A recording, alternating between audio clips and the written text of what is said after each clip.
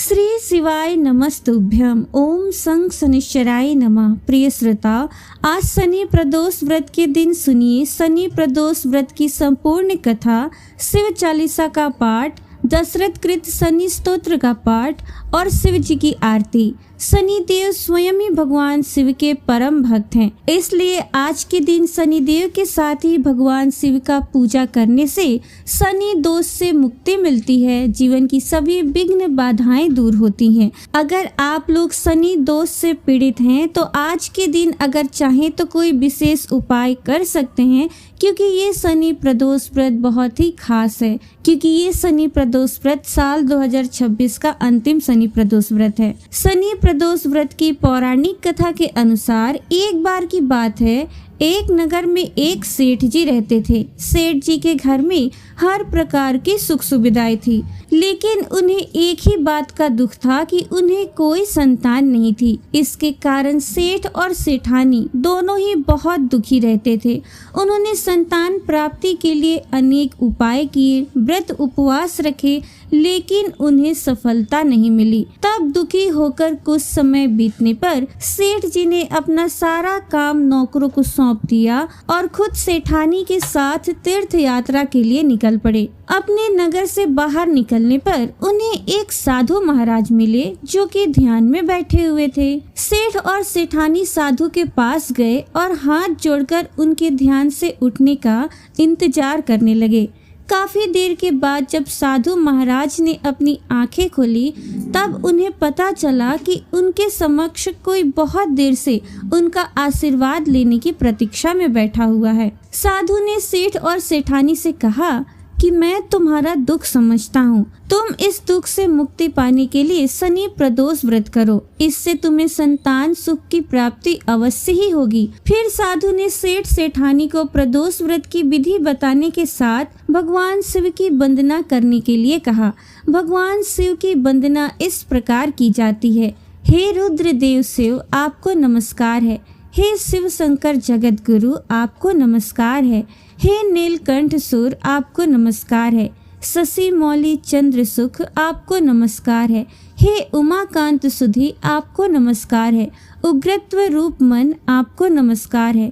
ईशान ईश प्रभु नमस्कार। विश्वेश्वर प्रभु शिव, आपको नमस्कार है। साधु से इस प्रकार वंदना करने का विधान जानकर सेठ और सेठानी ने साधु महाराज को धन्यवाद किया और उनसे आशीर्वाद लेकर तीर्थ यात्रा के लिए चल पड़े।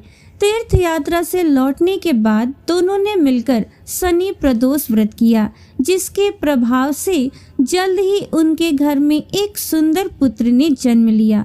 इस प्रकार शनि प्रदोष व्रत रखने से सेठ सेठानी का घर खुशियों से भर गया। शनि प्रदोष व्रत के दिन जो भी भक्त जिस भी कामना को लेकर प्रदोष व्रत रखता है, उसकी वो कामना भगवान शिव और शनिदेव की कृपा से अवश्य ही पूर्ण होती है। अब सुनिए भगवान शिव और माता पार्वती जी के मध्य हुए वार्तालाप की अमर कथा। एक प्राचीन कथा के अनुसार एक बार भगवान शिव वन विहार के लिए गए हुए थे। तभी देवर्षि नारद कैलाश पर्वत पर पहुँचे और माता पार्वती को प्रणाम करते हुए उनसे कहने लगे, नारायण नारायण, हे माते, भगवान भोलेनाथ कहीं दिखाई नहीं दे रहे हैं। तब माता पार्वती ने उत्तर दिया कि देवर्षि, वे अभी वन विहार के लिए गए हुए हैं, कुछ समय बाद आने ही वाले होंगे। तब देवर्षि नारद ने माता पार्वती जी से कहा, माता, अगर आपकी आज्ञा हो तो आपसे मैं एक विनती करना चाहता हूँ। माता पार्वती ने कहा, कहो नारद, क्या कहना चाहते हो? तब देवर्षि नारद मुनि बोले, हे माता, तीनों लोगों के पालनहार भगवान शिव तो अमर हैं, लेकिन आपका कई बार जन्म हो चुका है। उन्होंने आपको कभी अमर कथा नहीं सुनाई, इसका क्या कारण है? और भोलेनाथ तो अमर कथा जानते हैं, और जो अमर कथा सुन लेता है वो जन्म मरण के चक्र से मुक्त हो जाता है और 84 लाख योनियों के चक्र में भी उसे नहीं आना पड़ता। अगर आप चाहें तो भोलेनाथ से कथा सुन सकती हैं। इतना कहते हुए नारद मुनि आज्ञा लेकर कैलाश पर्वत से वापस चले गए। अब इधर माता पार्वती व्याकुल होकर भगवान शिव की प्रतीक्षा करने लगी। जब भोलेनाथ वन विहार से वापस लौटकर आए तो माता पार्वती ने भगवान शिव से कहा, हे स्वामी, आप तो सृष्टि के दाता हो, जगत के भाग्य विधाता हो और आपकी अर्धांगिनी अत्यंत कष्ट से व्याकुल हो रही है। तब भोलेनाथ ने माता पार्वती से उनके कष्टों का कारण पूछा। माता पार्वती ने कहा, प्रभु, आप तो जन्म मरण से मुक्त हो और मुझे संसार में कई बार जन्म लेना पड़ता है। इस बंधन को दूर करने के लिए आप मुझे अमर कथा सुनाने की कृपा करें, नहीं तो मैं अभी आपके चरणों में अपने प्राण त्याग दूंगी। भगवान शिव ने देवी पार्वती की हट देखी तो कहने लगे, देवी, इस संसार सागर को पार करने का रास्ता अत्यंत कठिन है। इसमें बहुत से लोग सत्कर्मों को भूलकर 5 विषयों का शिकार बन जाते हैं, कुकर्मों में फंसकर अपने कर्मों का फल भोगते हैं और बार बार जन्म मरण के 84 योनियों के चक्कर में फंसे रहते हैं। उन पर भगवान कभी प्रसन्न नहीं होते। जब तक कि जीव को अपनी आत्मा से भगवान भक्ति और सत्य धर्म के प्रचार का ज्ञान ना हो, वो सफलता प्राप्त नहीं कर सकता। मैं तो शक्ति, भक्ति, सत्य धर्म के पूर्ण ब्रह्म ज्ञान के द्वारा ही अमर हूँ। जन्म मरण से भी मैं मुक्त हूँ। देवी, अगर आपके मन में भी यही आशा है तो फिर व्यास गुफा में बैठकर मैं तुम्हें वो अमर कथा सुनाऊंगा। और फिर उसी समय भगवान शिव देवी पार्वती को लेकर व्यास गुफा में पहुंच गए। जब भगवान शिव ने गुफा में आसन लगाया तो उन्होंने अपनी शक्ति द्वारा कालाग्नि रुद्र नाम का एक गण प्रकट किया और उसे आज्ञा दी कि गुफा के आसपास एक ऐसी अग्नि प्रकट करो कि जिससे सभी जीवधारी यहाँ से दूर चले जाएं। भगवान शिव की ऐसी आज्ञा पाकर रुद्र ने ऐसा ही किया। जिस स्थान पर भगवान शिव का आसन था उसके पास में ही एक सूक अर्थात तोते का घोंसला था। उस घोंसले में एक अंडा पड़ा हुआ था। उस अंडे पर किसी की भी नजर नहीं पड़ी और ना ही रुद्र अग्नि उसे जला पाई, क्योंकि वो जीवधारी तो अभी उत्पन्न ही नहीं हुआ था। परंतु इसके अलावा सब जीवधारी या तो मृत्यु को प्राप्त हो गए या फिर वहां से दूर चले गए। इसके पश्चात भगवान शिव नेत्र बंद करके एकाग्रचित होकर देवी पार्वती को अमर कथा सुनाने लगे। अमर कथा की शक्ति के द्वारा उस अंडे से एक जीव प्रकट हो गया और इधर अमर कथा सुनते सुनते देवी पार्वती को निद्रा आ गई। अब देवी पार्वती के स्थान पर वो सूक पक्षी अमर कथा सुनकर हुंकारा भरने लगा। अमर कथा जब संपूर्ण हुई तब भगवान शिव ने नेत्र खोले और देवी पार्वती जी से पूछा, क्या आपने अमर कथा सुन ली? क्या अब भी आपके मन में कोई शंका है? तब देवी पार्वती ने हाथ जोड़कर क्षमा मांगते हुए भगवान शिव से कहा, हे प्रभु, मुझे क्षमा कीजिए, मैंने अमर कथा पूरी नहीं सुनी। तब भोलेनाथ ने पूछा, तो फिर हुंकारा कौन दे रहा था? देवी पार्वती जी ने कहा, मुझे नहीं पता। तब भगवान शिव ने इधर उधर देखा तो उन्हें वो पक्षी नजर आया जो कि प्रभु को देखते ही उड़ गया। तब भगवान शिव उस पक्षी को मारने उसके पीछे पीछे दौड़े। वो सूक पक्षी उड़ता उड़ता तीनों लोकों में गया, परंतु उसे कहीं भी जगह नहीं मिली। उस समय श्री वेद व्यास जी की धर्म पत्नी अपनी कुटिया के आंगन में सिर के बालों को सुखाते हुए जमाई ले रही थी। तभी वो सूक पक्षी उनके मुख के द्वारा उनके उदर में प्रवेश कर गया। भोलेनाथ रूप बदलकर वहां पहुंचे और जाकर उन्होंने ऋषि की पत्नी से कहा, देवी लाओ, हमारा पक्षी वापस करो। ऋषि पत्नी ने कहा, महाराज देख लो, हमारे पास तो कोई भी पक्षी नहीं है। तब भगवान शिव कहने लगे, वो पक्षी जो अभी अभी तुम्हारे पास आया है और अभी भी तुम्हारे पास ही है, सिर्फ अपना स्वरूप बदलने के लिए वो तुम्हारे गर्भ में आलोप हो गया है। जब ऋषि पत्नी नहीं मानी तब भगवान शिव ने वेद व्यास जी से कहा कि आपकी पत्नी के मुख द्वारा हमारा पक्षी इनके पेट में चला गया है। आप अपनी पत्नी से पूछ लो उसके पेट में हमारा पक्षी गया है कि नहीं। तब वेद व्यास जी ने अपनी पत्नी से पूछा कि तुम्हारे पेट में कोई पक्षी गया है क्या? व्यास मुनि की पत्नी कहने लगी, नहीं, मैंने तो किसी भी पक्षी को नहीं देखा, लेकिन प्रभु ऐसा अनुभव होता है कि जैसे कोई जीव मेरे पेट में है। व्यास मुनि ने प्रभु से प्रार्थना की, हे महाराज, आपका वचन तो सत्य है, परंतु स्त्री के गर्भ से पक्षी भला कैसे निकल सकता है? इसका तो बस एक ही उपाय है, कि इस स्त्री को मारकर उसके पेट से पक्षी को निकाल लिया जाए। भगवान शिव कहने लगे, इतनी सी बात के लिए भला इस स्त्री को मारने की क्या आवश्यकता है? इस नादान स्त्री पर तो हमें बहुत दया आ रही है। हमें तो उस शैतान पक्षी पर क्रोध आ रहा है जो अपना स्वरूप बदलने के लिए इस बेचारी स्त्री के गर्भ में आलोप हो गया है। जब वो बाहर आएगा तब हम उसे मार देंगे। व्यास मुनि कहने लगे, हे महाराज, इसका क्या उपाय है? आपकी जो इच्छा है वो आप कर सकते हैं। ये शब्द सुनकर सुख पक्षी शंकर जी के भय से माता के गर्भ से बाहर ही नहीं आया। अब त्रिलोक के स्वामी भी वहीं बैठकर सुख पक्षी के बाहर आने की प्रतीक्षा करने लगे। जब भगवान शिव प्रतीक्षा कर रहे थे तब संसार के सभी कार्य भी रुक गए और इस प्रकार तीनों लोकों में हाहाकार मच गया। अब देवी देवता विचार विमर्श करने लगे कि भगवान शंकर को वापस कैसे लाया जाए। तब देवताओं से आज्ञा पाकर नारद जी व्यास मुनि के द्वार पर शंकर जी के पास पहुँचे और जाकर प्रणाम करके भगवान शंकर से कहने लगे, हे डमरूधारी, हे त्रिशूलधारी, हे तीनों लोकों के पालनहार, हे महाकालेश्वर, हे नीलकंठ, हे भोलेनाथ, आपका यहाँ कैसे आना हुआ? तब शंकर जी कहने लगे, नारद जी, ये समस्या आपकी ही पैदा की हुई है और अब आप मुझसे ही पूछ रहे हैं। सुख पक्षी व्यास मुनि की पत्नी के गर्भ में आलोप हो गया है। अब जब वो बाहर आएगा तब मैं उसे मारकर ही वापस आऊंगा। देवर्षि नारद ने कहा, प्रभु, आपका तो वचन है कि जो भी अमर कथा सुन लेता है वो अमर हो जाता है, वो जन्म मरण के चक्र से भी मुक्त हो जाता है। और ये सुख पक्षी भी तो आपसे अमर कथा सुनकर अब अमर हो चुका है। सो अब ये आपके भय से माता के गर्भ से भी बाहर नहीं आ रहा और बेचारी स्त्री को कष्ट दे रहा है। इसलिए हे भोलेनाथ, इस पक्षी को वरदान देने की कृपा करें, क्योंकि आपने अमर कथा सुनने वाले को अमर हो जाने का वरदान दिया है। और यदि आप इस सुख पक्षी को मार देंगे तो आपकी अमर कथा भी झूठी हो जाएगी। तब भगवान शिव ने उस सुख पक्षी को अमर हो जाने का वरदान दिया और वे वापस कैलाश पर्वत पर लौट आए। और फिर वही सुख व्यास जी के अयोनिज पुत्र बने।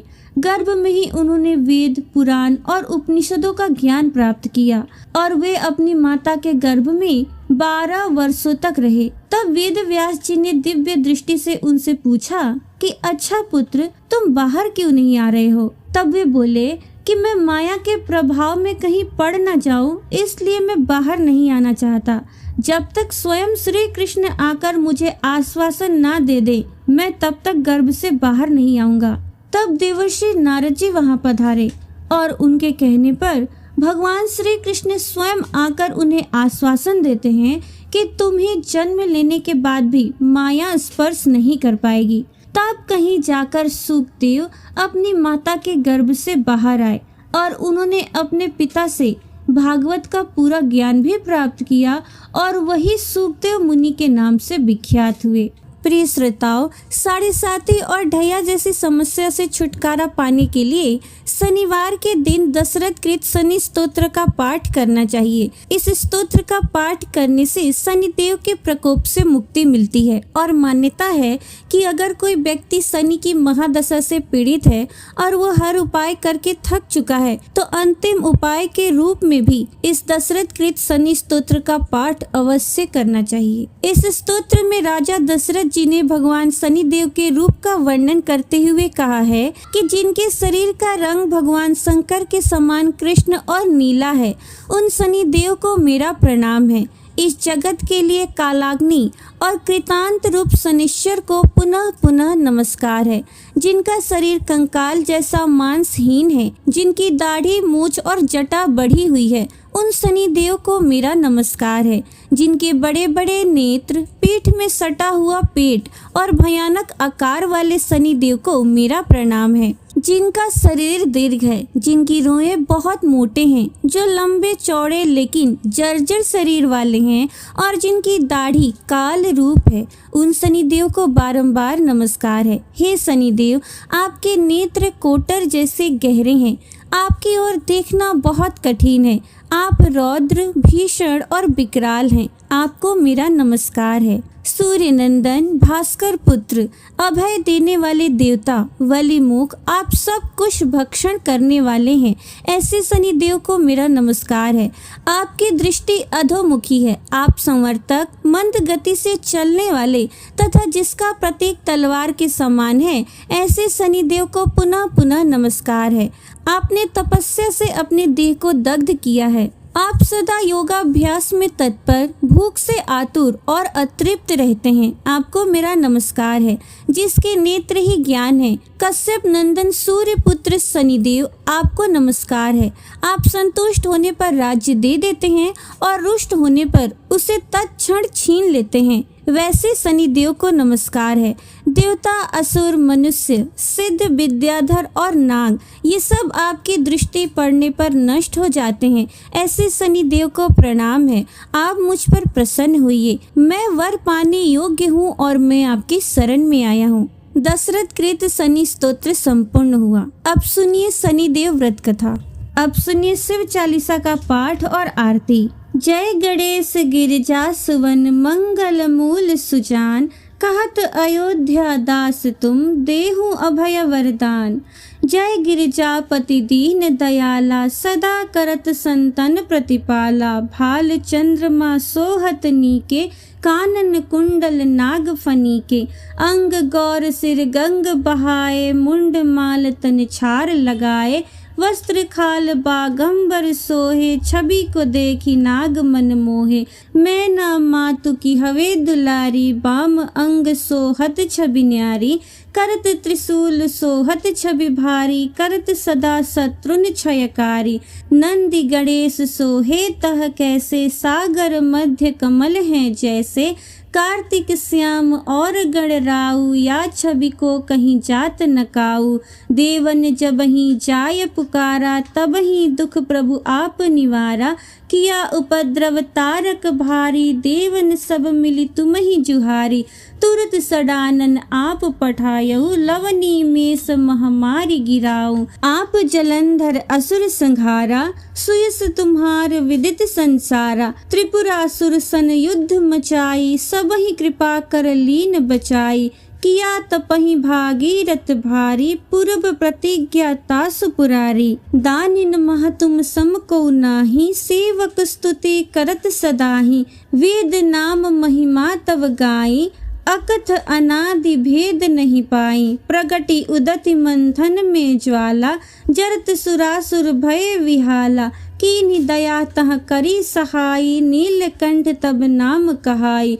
पूजन रामचंद्र जब कीन्हा, जीत के लंक विभीषण दीन्हा। सहस कमल में हो रहे धारी, कीन्ह परीक्षा तबहि पुरारी। एक कमल प्रभु राखे उजोई, कमल नयन पूजन चह सोई। कठिन भक्ति देखी प्रभु शंकर, भय प्रसन्न दिए इच्छित वर। जय जय जय अनंत अविनाशी, करत कृपा सबके घटवासी। दुष्ट सकल नित मोहि सतावे, भ्रमत रहो मोहि चैन न आवे। त्राहि त्राहि मैं नाथ पुकारो, यही अवसर मोहि आन उबारो। ले त्रिशूल शत्रुन को मारो, संकट से मोहि आन उबारो। मात पिता भ्राता सब होई, संकट में पूछत नहीं कोई। स्वामी एक है आस तुम्हारी, आए हरहु मम संकट भारी। धन निर्धन को देत सदा ही, जो कोई जांचे सो फल पाही। अस्तुति के ही विधि करे तुम्हारी, क्षमहु नाथ अब चूक हमारी। शंकर हो संकट के नाशन, मंगल कारण विघ्न विनाशन। योगी यति मुनि ध्यान लगावे, सारद नारद शीस नवावे। नमो नमो जय नमः शिवाय, सुर ब्रह्मादिक पार न पाए। जो यह पाठ करे मन लाई, तापर होत है शंभु सहाय। ऋणिया जो कोई हो अधिकारी, पाठ करे सो पावन हारी। पुत्रहीन कर इच्छा जोई, निश्चय शिव प्रसाद ते ही होई। पंडित त्रयोदशी को लावे, ध्यान पूर्वक होम करावे। त्रयोदशी व्रत करे हमेशा, ताके तन नहीं रहे कलेसा। धूप दीप नैवेद्य चढ़ावे, शंकर सम्मुख पाठ सुनावे। जन्म जन्म के पाप नसावे, अंत धाम शिवपुर में जावे। कहे अयोध्या दास आस तुम्हारी, जानी सकल दुख हरहु हमारी। नित्य नेम कर प्रातः ही पाठ करो चालीसा, तुम मेरी मनोकामना पूर्ण करो जगदीसा। मगसर छठी हेमंत ऋतु, संवत 64 जान। अस्तुति चालीसा से वही, पूर्ण कीन कल्याण। ओम जय शिव ओंकारा, स्वामी जय शिव ओंकारा। ब्रह्मा विष्णु सदा शिव, अर्धांगी धारा।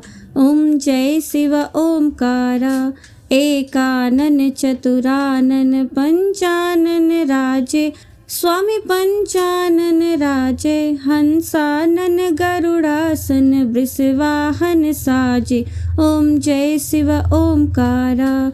दो भुज चार चतुर्भुज, 10 भुज अति सोहे। त्रिगुण रूप निरखते, त्रिभुवन जन मोहे। ओम जय शिव ओंकारा। अक्षमाला वनमाला, मुंडमाला धारी। स्वामी मुंडमाला धारी। त्रिपुरारी कंसारी, करमाला धारी।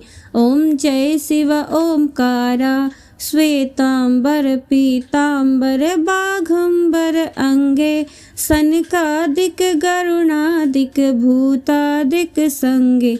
ओम जय शिव ओंकारा। कर के मध्य कमंडलु, चक्र त्रिशूल धरता। जग करता जग भरता, जग संहार करता। ओम जय शिव ओंकारा। ब्रह्मा विष्णु सदा शिव, जानत अविवेका। प्रणवाक्षर के मध्य, ये तीनों एका। ओम जय शिव ओंकारा। त्रिगुण स्वामी जी की आरती, जो कोई नर गावे। प्रेम भाव सहित गावे, कहत शिवानंद स्वामी। कहत शिवानंद स्वामी, मन वांछित फल पावे। ओम जय शिव ओंकारा। जय शिव ओंकारा। प्रभु हर शिव ओंकारा। ब्रह्मा विष्णु सदा शिव, ब्रह्मा विष्णु सदा शिव। अर्धांगी धारा। ओम जय शिव ओंकारा। ओम जय शिव ओंकारा। ओम जय शिव ओंकारा। हर हर महादेव।